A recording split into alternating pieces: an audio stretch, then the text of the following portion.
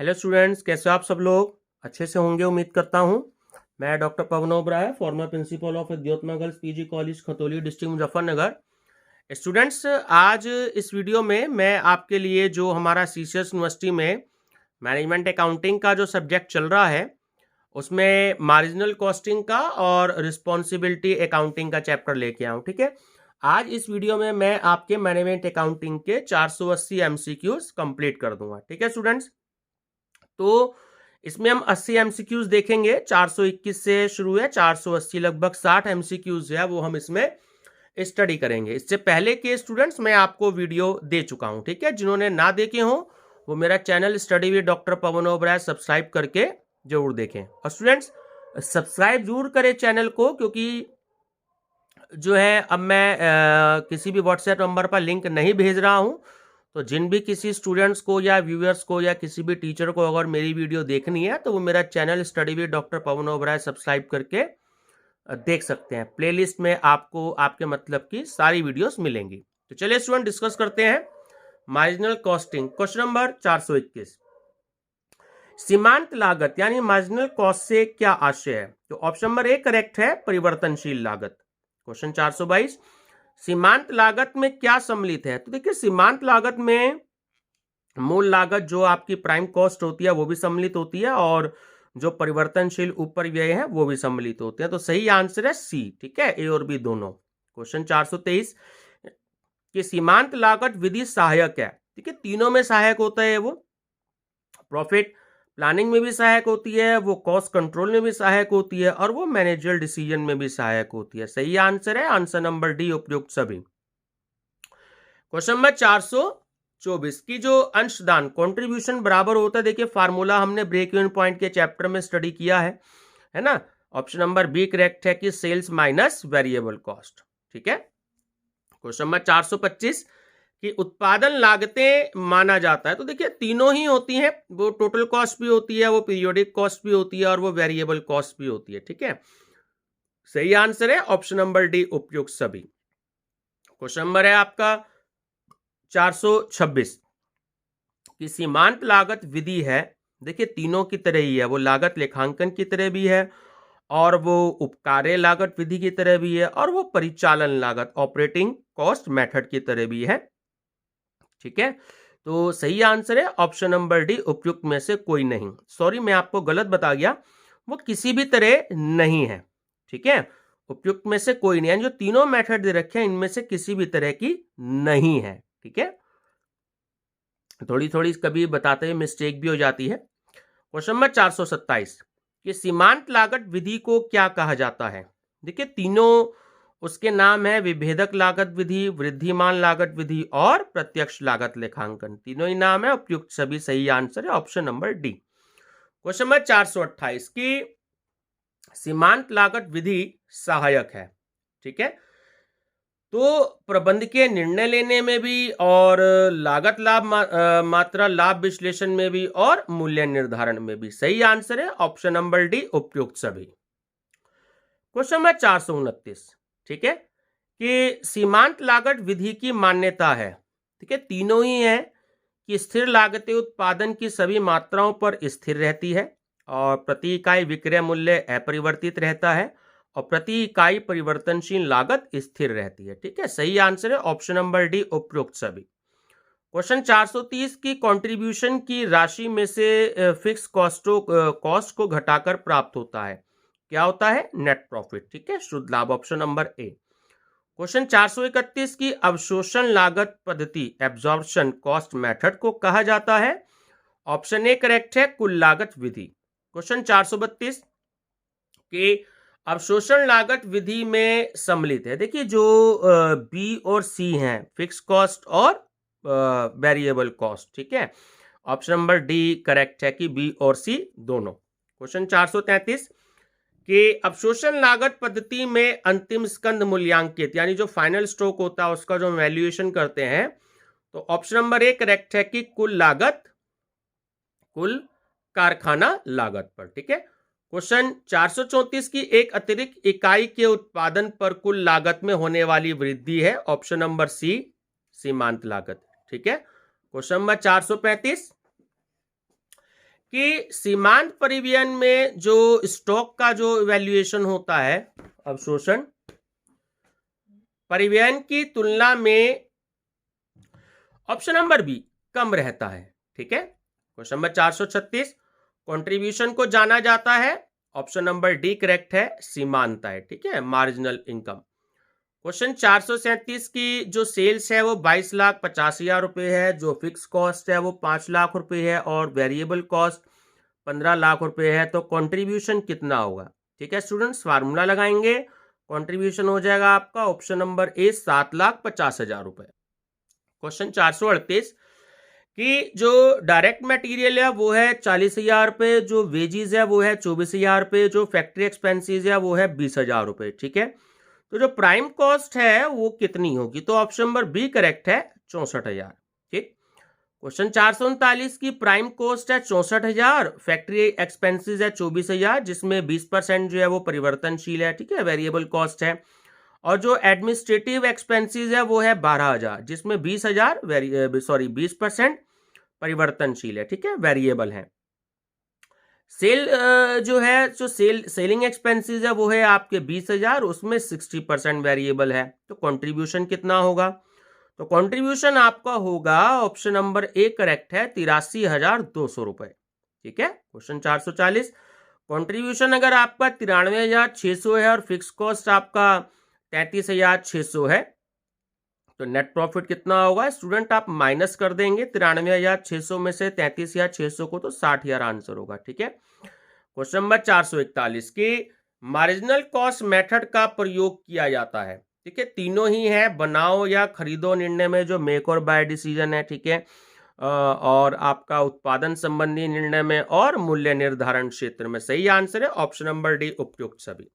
ठीक है, question number है 442 की फिक्स कॉस्ट है आपका 40,000, वेरिएबल कॉस्ट है आपका 8 रुपए पर यूनिट, सेल प्राइस है आपका 12 रुपए पर यूनिट और प्रोडक्शन है आपकी 12 लाख यूनिट्स। ठीक है, तो आपका प्रॉफिट कितना होगा, आपका प्रॉफिट होगा ऑप्शन नंबर बी 80,000 रुपए। ठीक है, क्वेश्चन नंबर 443 की जो अवधि लागतों से आशय है वो क्या है, वो है स्थिर लागत, ऑप्शन नंबर बी करेक्ट है।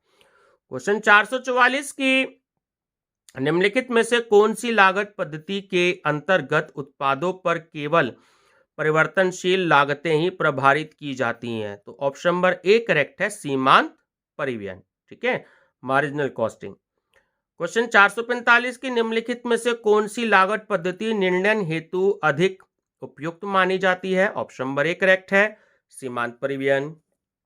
क्वेश्चन 446 की सीमांत लागत पद्धति के अंतर्गत उत्पाद लागतों में सम्मिलित होती है, तो ऑप्शन नंबर बी करेक्ट है कि मूल लागतें prime cost plus variable cost, sorry variable overhead. ठीक है, ऑप्शन नंबर बी करेक्ट है। क्वेश्चन 447 की सीमांत परिवहन और सम्मिलन लागत पद्धति के मध्य मुख्य अंतरों में से एक डैश के उपचार से संबंधित है, तो ऑप्शन सी करेक्ट है, फिक्स्ड ओवरहेड। क्वेश्चन 448 अवधि लागतें हैं, ऑप्शन बी करेक्ट है। देखिए रिपीट हो गया question, fix cost option number B. Question 449 के निम्नलिखित में से किस लागत लेखांकन पद्धति के अंतर्गत स्थिर कारखाना उपरिव्यय को स्कंद के मूल्यांकन में जोड़ा जाता है, तो ऑप्शन नंबर सी करेक्ट है, अवशोषण लागतांकन। ठीक है, लागतांकन। क्वेश्चन नंबर 450 दंतांश मार्जिन डैश के बराबर होता है। ठीक है, तो ऑप्शन नंबर सी करेक्ट है आपका, फिक्स कॉस्ट माइनस लॉस। ठीक है स्टूडेंट्स, ये कंट्रीब्यूशन है, कंट्रीब्यूशन में फिक्स कॉस्ट प्लस प्रॉफिट होता है और फिक्स कॉस्ट माइनस लॉस होता है। ठीक है, क्वेश्चन 451 सीमांत लागतांकन अवधारणा के अंतर्गत अधिकांशतः इकाई उत्पादन लागत में डैश से वृद्धि होगी, तो ऑप्शन नंबर बी करेक्ट है, उत्पादित इकाइयों की संख्या में वृद्धि।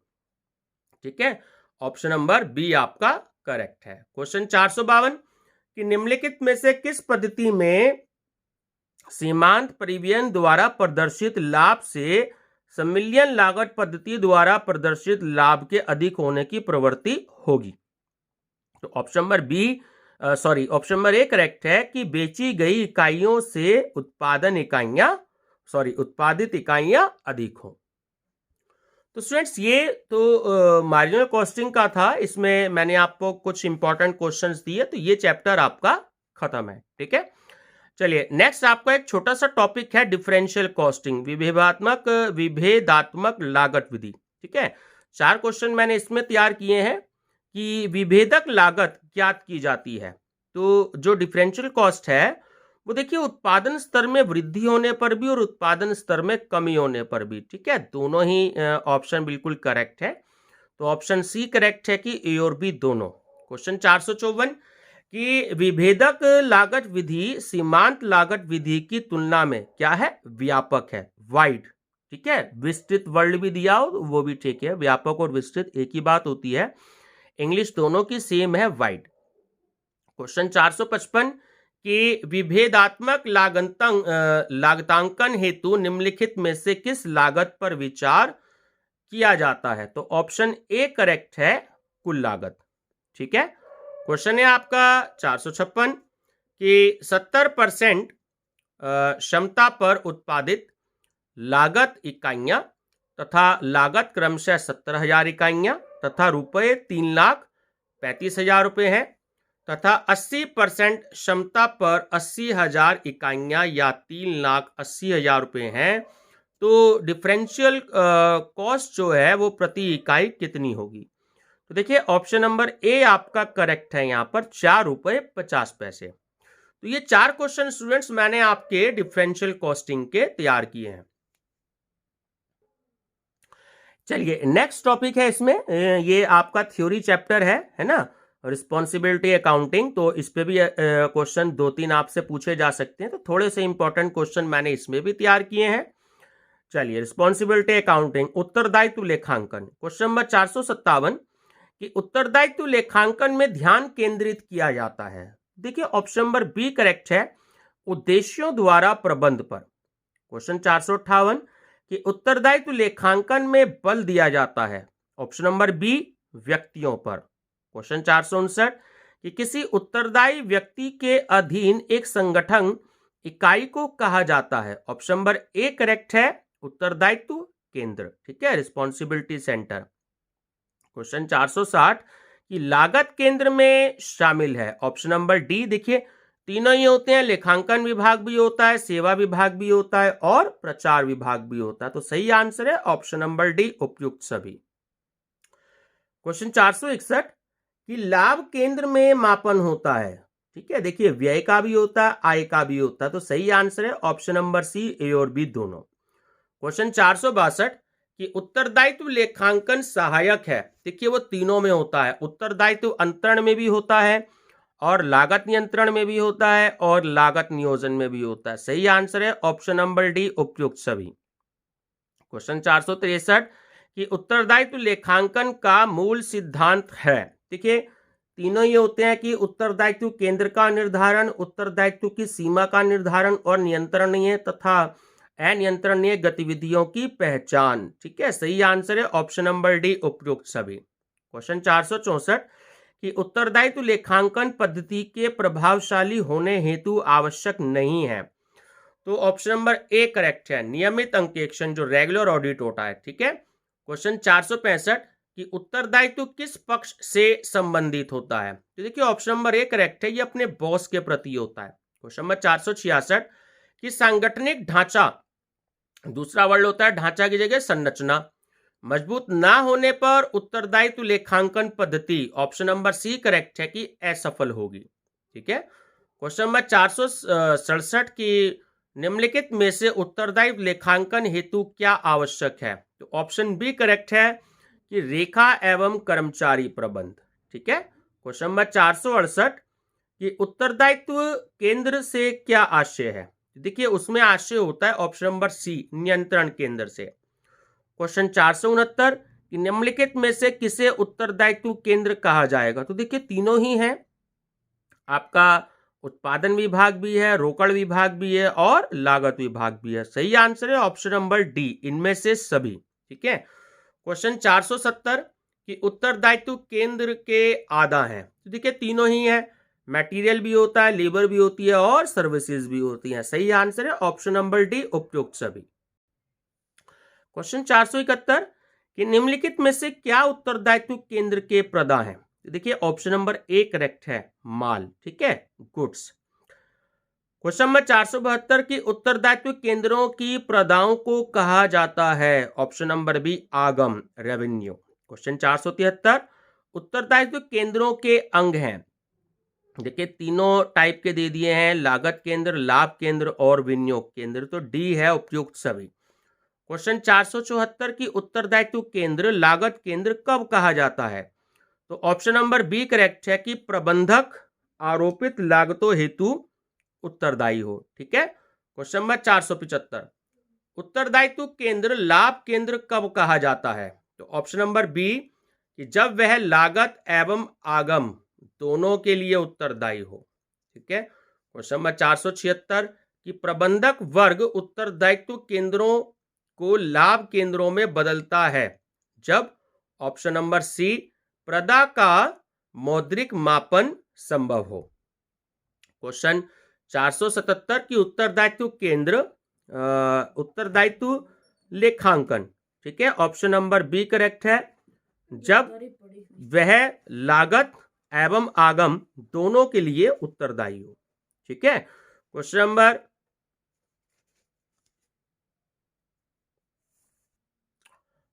थोड़ा मैं गलत बोल गया इसका आंसर। तो उत्तरदायित्व केंद्र, उत्तरदायित्व लेखांकन ऑप्शन नंबर सी की आधारशिला है। ठीक है। क्वेश्चन नंबर 478 कि उत्तरदायित्व प्रतिवेदन का उद्देश्य है। देखिए तीनों ही है, लागत नियंत्रण की उपलब्धियां बताना भी है ना, और आरोपित लागतों हेतु प्रबंधक का जो दायित्व निर्धारण है वो भी है, लागत सूचनाएं उपलब्ध कराना। ठीक है, सही आंसर है ऑप्शन नंबर डी, उपयुक्त सभी। क्वेश्चन नंबर 479 की उत्तरदायित्व प्रतिवेदन जाना जाता है? तो ऑप्शन नंबर ए, निष्पादन प्रतिवेदन, परफॉर्मेंस रिपोर्ट। और स्टूडेंट्स इस टॉपिक का, मैनेजमेंट अकाउंटिंग का भी ये लास्ट क्वेश्चन है कि उत्तरदायित्व, क्वेश्चन नंबर 480 की उत्तरदायित्व प्रतिवेदन तैयार करते समय ध्यान देना चाहिए। तो देखिए तीनों ही बातें हैं कि प्रतिवेदन की अवधि पर भी और आपके सम्मिलित किए जाने वाले जो तथ्य हैं उन पर भी। ठीक है, और प्रतिवेदन का प्रारूप भी, प्रारूप मतलब प्रोफॉर्मा, स्पेसिमेन। ठीक है, फॉर। तो सही आंसर है ऑप्शन नंबर डी, उपयुक्त सभी। तो स्टूडेंट्स ये जो मैंने मैनेजमेंट अकाउंटिंग की जो एक सीरीज शुरू करी थी एमसीक्यूज की, तो 480 क्वेश्चन मैंने आपको दिए हैं, तो ये सीरीज मैं खत्म कर चुका हूं। ठीक है, मेरे हिसाब से आपकी मैनेजमेंट अकाउंटिंग के क्वेश्चन सब खत्म हो चुके हैं, बट मैं क्वेश्चन बैंक भी तैयार कर रहा हूं। आपको मैनेजमेंट अकाउंटिंग के और क्वेश्चन जो है मैं आपको बीच बीच में देता रहूंगा। वो मिसलिनियस भी हो सकते हैं और वो आपके चैप्टर वाइज या टॉपिक वाइज भी हो सकते हैं। ठीक है स्टूडेंट्स, तो फिलहाल जो 480 क्वेश्चन है, आप मेरा चैनल सब्सक्राइब करके study with doctor Pawan Oberoi, आप उनको प्लेलिस्ट में जा करके देख सकते हैं, पढ़ सकते हैं। तो स्टूडेंट्स वीडियो पसंद आई हो तो लाइक शेयर सब्सक्राइब जरूर करिएगा। और कॉर्पोरेट अकाउंटिंग के सीसीएस यूनिवर्सिटी के जो भी 16 पेपर हैं 2020, 2019, 2018 मैं अपलोड कर चुका हूं, तो आप मेरी प्लेलिस्ट में जा करके उसको देख सकते हैं। Thank you students.